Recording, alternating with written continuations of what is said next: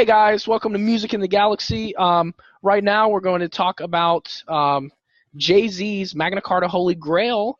That is what I picked for Jay Williams to listen to. Jay, what's up, brother?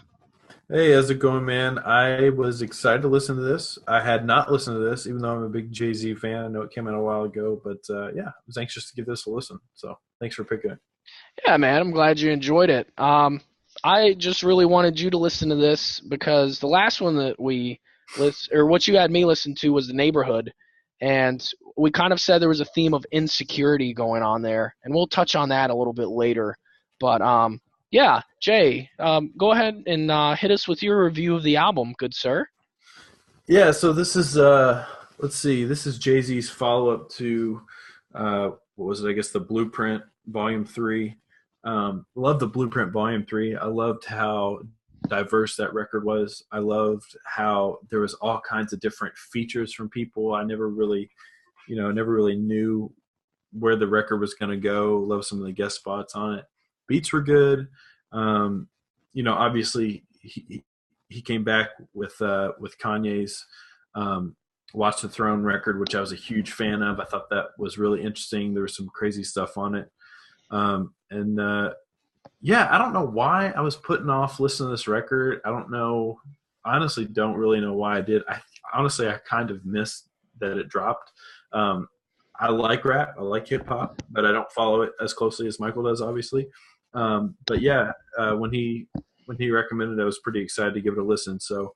Um, so jumped on the first track, Holy Grail, title track, kind of. Magna Carta Holy Grail is the record name. Man, this record comes in on such a high point, man. Justin's voice just, that chorus that he comes in with, that smooth vocals, just buttery. And I love how long it is too. It's not just like a 2-bar chorus. It's like a really long chorus intro. I'd say it probably lasts a good minute or so. And I just love that feature from him. And the music's so smooth, and then the beat drops and Jay-Z comes in. Oh yeah. And I love when he comes in. Sounds so good. It sounds he adds something, and him and Justin together just make a great team. And I don't know. Yeah. I'm sure people listen to this know that they've worked together on the Suit and Tie album, and they toured together and stuff. And man, he just brought something new that hadn't been brought to a lot of stuff before. And on the Blueprint 3, he had people like Kid Cudi on tracks with him, and Mr. Hudson, who I don't know if people are that familiar with, but he's on the track Young Forever and stuff. So there's some clean vocals on that record, but this song opens up on such a high point. So I was really anxious to get to the next track and the rest of this record. So we get into Picasso Baby. Comes in with a good bassy bass line beat intro, and the song's kind of starting off, and it's going, and it's got kind of a typical Jay-Z feel to it. It's kind of a run-of-the-mill everyday Jay-Z song. Good flow, good rhymes, kind of doing his own thing. I've kind of heard it before, but he's doing it. Then was kind of anxious to get to the next track, maybe if I could see if there was anything more along the lines of what was going on in Holy Grail. Get to the next song. Beats are kind of the same thing, kind of the same stuff I've already heard from him before. And just to kind of sum it up. With Tom Ford. Yeah, just to kind of sum it up for you, just kind of a bigger picture. Yeah. This record, Holy Grail, started off so good. And the more I listened to it, the more I hated this album. The more I absolutely thought this album was terrible. What was the turning point for you of just like, this is complete shit for you? Well, back to back Picasso Baby and Tom Ford, I was just like, this sounds like everything that he's ever done, and nothing is new here. On Holy Grail, the music was different, the beat was different. Justin Timberlake in on it, just and you could feel the pain in his voice, and it was just different. But the rest of these songs, they're all the same. There's nothing different in these songs. They're just musically, lyrically is even worse than the music. The music is okay. music lyrically, I mean, at one point, yes, I know that Jay-Z was, from the streets and dealing drugs and getting shot at and all that stuff. But how many, I mean, seriously, how many times are you going to sing about getting a jet to Europe, going to Europe?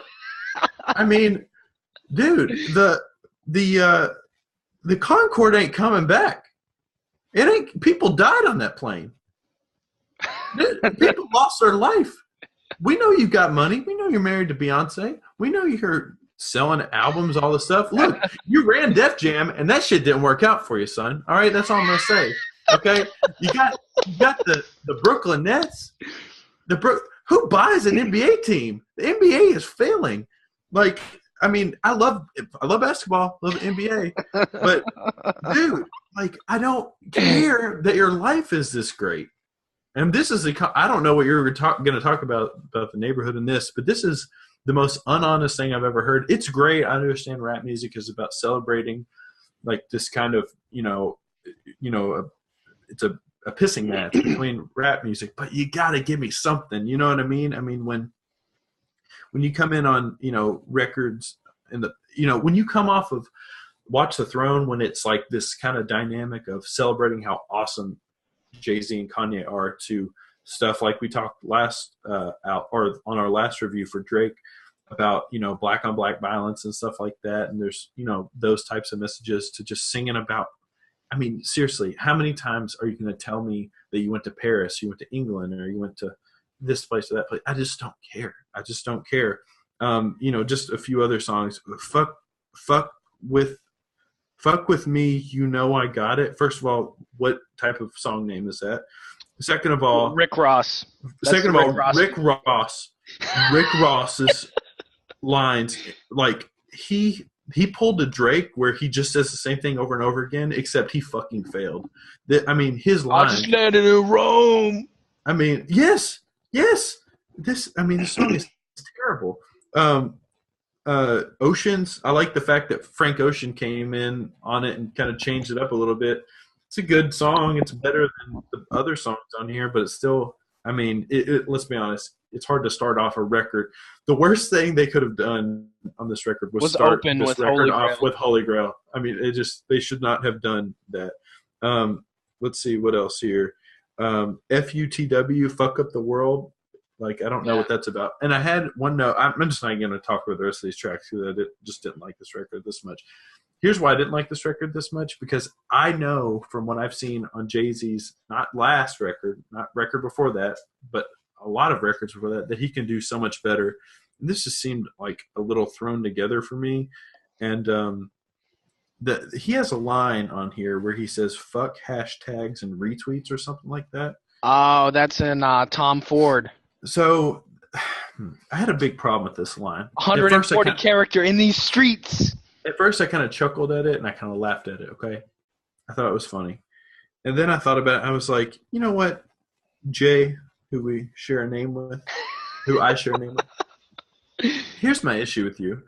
When you rap about this, fuck hashtags and retweets, and then on your record before this, you rap about death of autotune, I get it. In their separate realms, they sound, it's cool. It's cool to make fun of these nerds and everybody.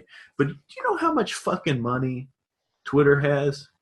Way more money than you do. You know how many people are on Twitter? Way more people than listen to your music, and you're a really popular musician.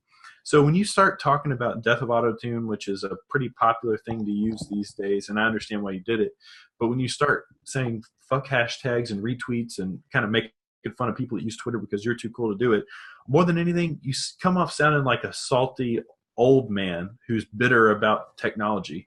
Oh, I don't know how to fucking use Twitter, so fuck it, I'm going to make a rap about it. Dude, just get off your shit, man. I can't be on it. What do you think about the second half of that line? Because he says, fuck hashtags and retweets, 140 characters in these streets. So I think I read it as more of a commentary of like, hey, let's take it back to the streets and not the retweets. What are your thoughts? That might be the case, dude, but this ain't 1990, all right?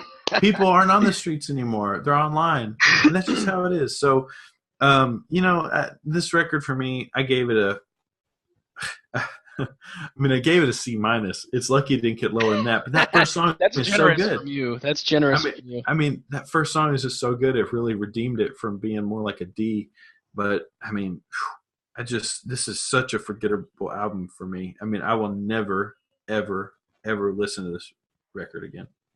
So there you go. Okay. Thank you for your review, Jay. And My honesty. Jay Williams, your honesty. That's what I love about you is your honesty. Yeah. Question. What do Yes. you think about the whole art and rap thing? The whole theme of art and rap?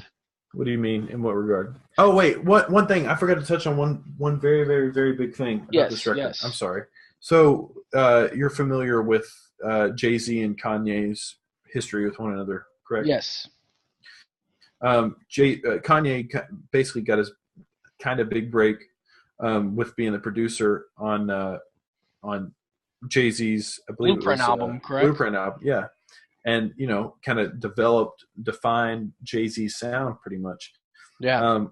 On this record, Magna Carta, Holy Grail, are you aware with how many songs in which Kanye West was involved in? I'm actually guessing 0. He was involved in exactly zero songs. So with that being said, that is why I feel like A, this album was uninteresting, and B, this album was uninspired, and C, why this album was complete and utter horseshit. When you have somebody like Kanye putting out Yeezus and pushing rap, I mean pushing the boundaries of rap sound, everything you know about rap in terms of how it's delivered, and you just have this run-of-the-mill rap record, it just I don't know. It just bothers me. I don't know why they did it that way. Maybe he was trying to get away from that. I get that. But if you're going to get away from that, you've got to bring something else to the table. So I'm sorry. Continue with whatever you were saying. Interesting. Because my viewpoint's completely the opposite. So Yes. I've got some ground to try and push my way back. First of all, Macklemore won the Grammy this year for Album of the Year. He won a Grammy for Album of the Year, and he's getting all this credit for, being an advocate for homosexuality in rap music. They're like, oh, yeah, one love, Macklemore. Is he gay? I don't know. I have no idea. Okay. But I guess from his lyrics, his brother's gay or something. He does like soccer. I can attest to that. So, But he won the Grammy, and I think a lot of that is for his advocacy for homosexuality in rap music. Now, with that said, Jay-Z talks about art in this album. He's very cultured, talks about going to Europe, and he even mentions Tom Ford. Now, Tom Ford is a homosexual fashion designer. And what does he also do? He's a director in movies. I'm not familiar with many of his movies, but for a rap artist like Jay-Z to mention a homosexual fashion designer / movie director, I think that is pivotal. I mean, imagine Tupac or Dre just being like, oh, RuPaul, fabulous, like that. I think that is something new that he brought to the table. Is just not only mentioning this person, but he named the song after a gay fashion designer. I think that is new of what he brought to the table there. I mean, Kanye's been doing stuff like that though a lot. But did he name a song after a fashion designer? He didn't name a song after it, but I mean, he talks about all types of fashion all the time. Yeah, but I mean, he doesn't. I can't think of a song where it's just like all about fashion or about this guy. Because Jay-Z says, I don't pop Molly, I pop Tom Ford, like I'm just fresh. I don't have to do drugs. I just dress fresh, man. That's me. That's what I'm bringing to the game. And I really respect that about him. With the whole F with me, I got it, number 4. I'm a hip hop connoisseur. That's just your classic fine wine. That's just your classic gangsta rap song. It's got a fat beat, great bass line, not rich lyrically. Just kind of went with it. So, the Oceans. Yeah, I'm just being real. Because I don't like every song on here. Oceans. Once again, Frank Ocean is gay. I mean, where's the love for Jay-Z with supporting the gay community? Macklemore comes out. He's new in the industry. He's a baby. He hasn't fucking earned his way. Eminem is the white rapper that revolutionized, white rappers in rap. And then Macklemore comes in, releases one gay song. That's just You're horse saying the hockey song's right there. gay? You're I'm saying saying Macklemore's song is gay? it is gay. It's about gay marriage. It literally is gay. So if I say this song's gay and somebody's like, would you say? But no, this song is literally Yeah, gay. it really is. It's Okay. about gay marriage. It's Okay, about fair gay enough. love. But yeah, so Jay puts Frank Ocean on here. Frank, he's gay, whatever. That's cool. But I think his support for the gay community is really underplayed here. And also in this line, he mentions things of import. He mentions the BP cleanup. He references picking cotton and slavery. He mentions Heaven and Ocean 11 rhyme. He even mentions Frank Ocean in his lyric mentions the Ivory Coast and a reference to strange fruit, which is like the poem by Abel Meeropol that Billie Holiday sang, strange fruit, and that's on Yeezus' album too, the Strange Fruit song. So he references that.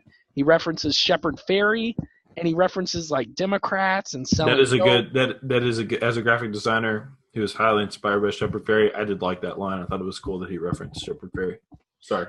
Yeah, so I just think lyrically, like beats wise, it's just it gets the job done, man. It just gets the job done, but his lyrics really just come in. Like in F Up the World, the next song I have Love the Beat and chorus. He references Martin Luther King Jr. and Brody in Homeland. He even says America emasculates the greats, murders Malcolm, gave Ali the shakes. Whoa. He mentions Malcolm X and Ali in one line, just people that are huge into, you know, the civil rights movement and just that whole thing. So I think it's super cool that he references that. Somewhere in America, man, just honest, I gave every song on here an A or a B. I gave this song a C.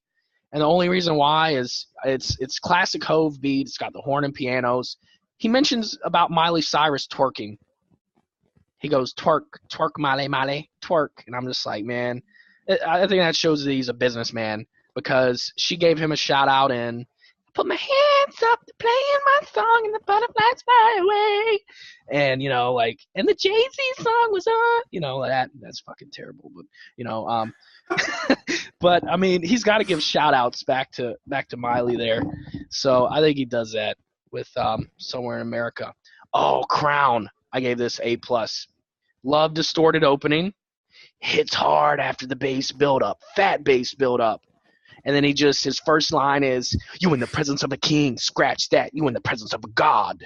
In the belly of the beast. And I'm just like, oh, man. Because people are all like, oh, yeah, Kanye, Yeezus, man. He brings it. He brings it. Nah, man. Jay-Z brings it on that line. Crown. Like he's a king. Crown. But he says, no, I'm not a king. You're in the presence of a god. There's a huge scene with like a rap god now. And just even Eminem with Rap God, that song. But so I mean, he hits that hard there. That's why I love Crown. And then another line he says, "I sold 1,000,000 records 1,000,000 times," And then he says, "Fear is my only god." I'm like, whoa, that's some deep shit right there. Fear is my only god. I mean, you can knock that over forever, or just think it's just deep lyrics, even though it's debatable. Heaven song. Interesting rock beat. Question religion, question it all.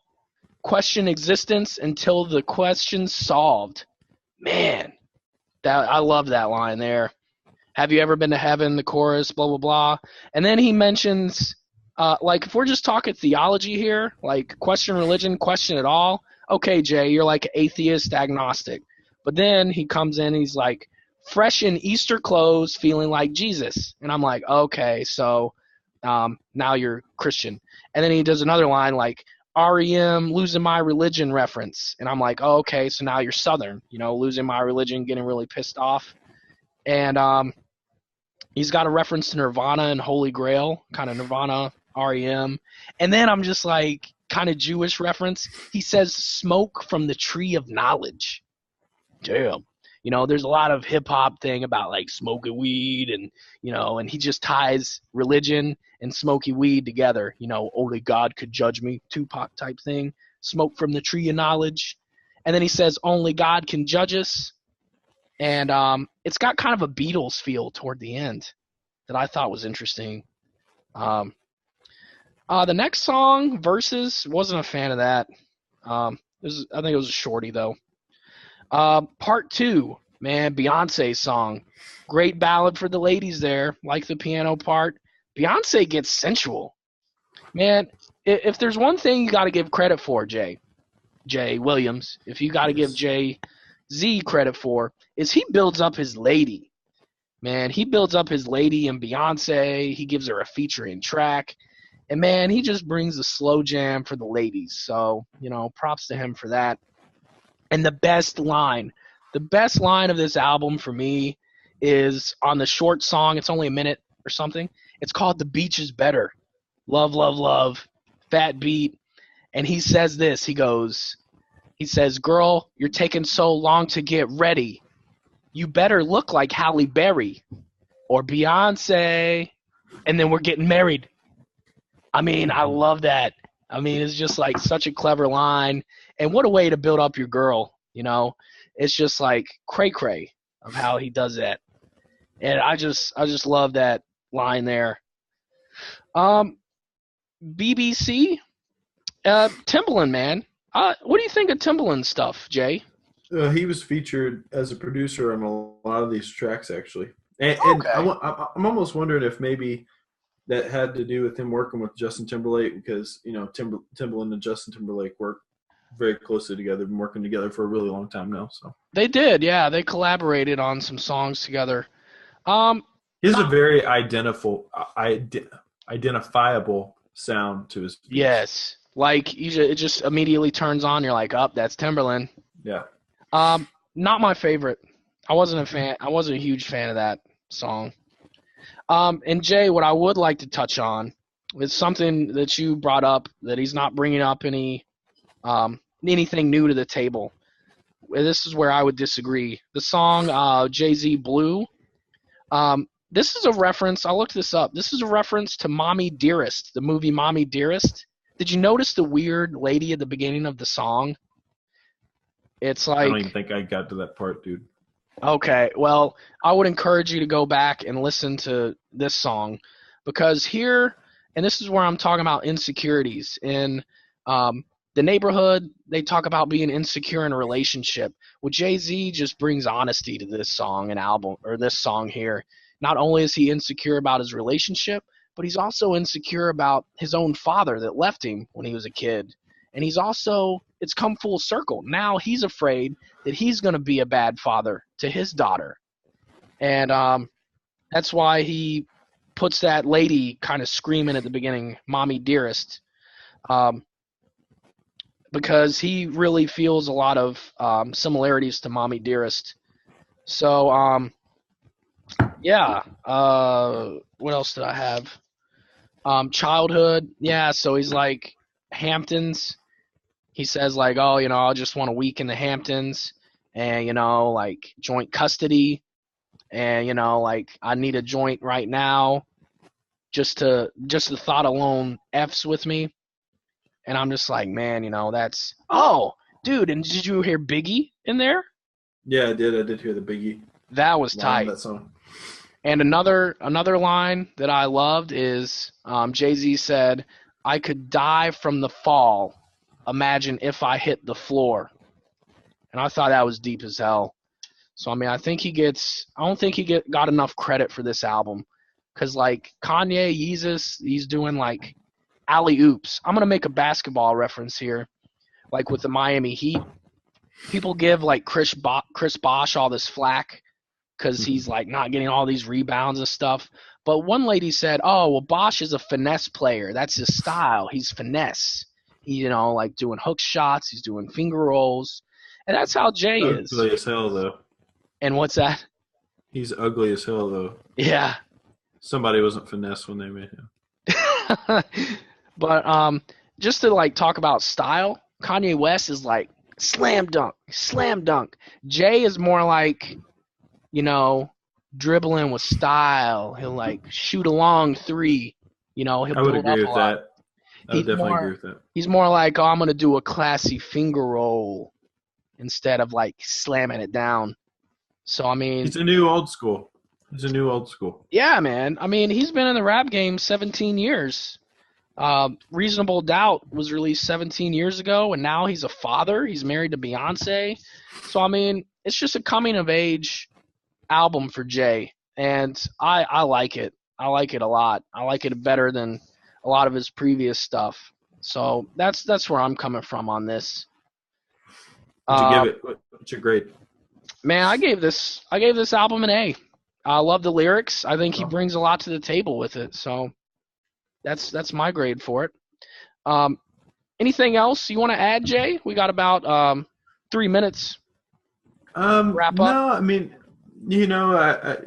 I think he retired at one point, which is before I Yeah, think even Blueprint 3 came out. Well, I think he's got more in him. I'd like to see him push the boundaries a little bit more. I think it's interesting that this is why music is cool, and this is why we do this podcast. But we pick up on different things, and that's why we do it, because we do have such diverse taste in music. So I'm anxious to find out what you're going to have me listen to next. So yeah. So what I am picking for you next, and I was a little unsure about picking this album. I had about three or so that I wanted to pick for you, but I'm actually feeling really confident with my choice now. Now that you've mentioned like doing something different, bringing something different to the table. So the album that I've picked for you to review next week, and our viewers can listen along as well, is ASAP Rocky. Long live ASAP. cool. Yeah, I'm excited to listen to that. Have you heard it? I've heard some of it. I haven't heard the whole thing. I do know he collaborated with Skrillex, which I'm a big electronic music fan. So I'm anxious to hear it. Yeah, I've heard it's a Yeah. good record. So Yeah, definitely, definitely, man. So I hope you enjoy it, and yeah, guys, that's the Jay Z podcast. So thanks for listening, and thank you, Jay Williams, and we're gonna get out of here. yeah, Thank thank you. you guys so much. Make sure you subscribe to us and do all other cool stuff. We appreciate you checking us out. So. Yeah, guys, catch you next time.